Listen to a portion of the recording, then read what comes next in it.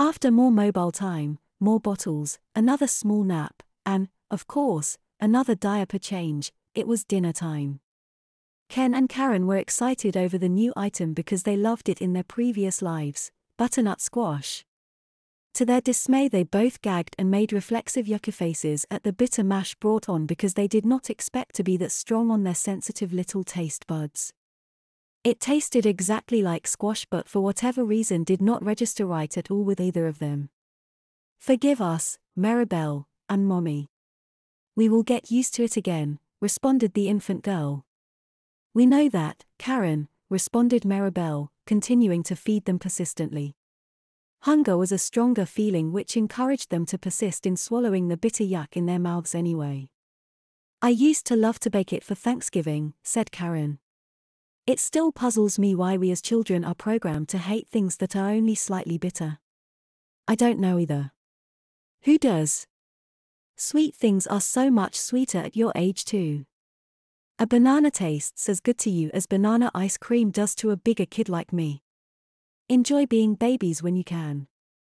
All four managed to eat dinner at the same time despite two of them having to feed the other two of them in addition to themselves. Then there was a brief total free time where the two of them get to do what they want. It was net time for the Hendersons. When they caught up on the news, they started their bonding again with each other only to have it interrupted because they spent much more time on the news than they thought and free time was now over. It was mama-child time now. Maribel cleaned the table and washed the tableware, no small feat for a small body, and then proceeded upstairs to get their bath ready. She had a cup with a small spout and a kid's toy watering can. She had always been nervous about this time because it was hard to gauge when the little ones used their diapers after dinner. It goes without saying that it was definitely preferential that they soil before they get in the tubs. Thankfully, she hasn't had too much drama with regards to that in her profession. When the baby tubs were full, Maribel and Emily went to work on Ken's and Karen's baths, removing the CCVs, clothes, and diapers, and placing them in their bath seats. The baths were relaxing to both babies, Mommy, and the little helper. Just a month ago, the infant couple were always nervous about being in water when they couldn't sit up. After they were clean and rinsed, Maribel took out of the cup with the paw spout and dribbled warm water on their tummies, chest, head, and after leaning them forward, their upper backs, all the while watching the infants let out loads of cackles and giggles. She also used the watering can in the same manner as before, as it had a shower head on the spout and got similar results from the infants. Then, Emily and Maribel got them dry, put clean diapers on them, and got their footed sleepers on. Ken's was pale with Yosemite Sam on the front.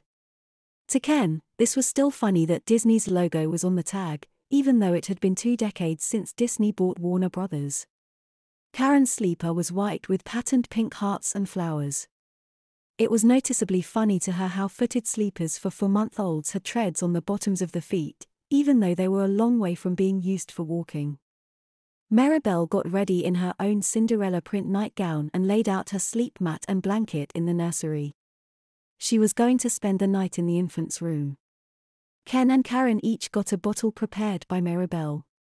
Then, Maribel grabbed her tablet and a watch, and said goodnight to Ms. T and her 2 fellow regenerates, shortly before the lights went out. Ken was puzzled why there wasn't a glow by the tablet which he presumed she would read before going to sleep herself, and also why did she wait until bedtime to wear a watch?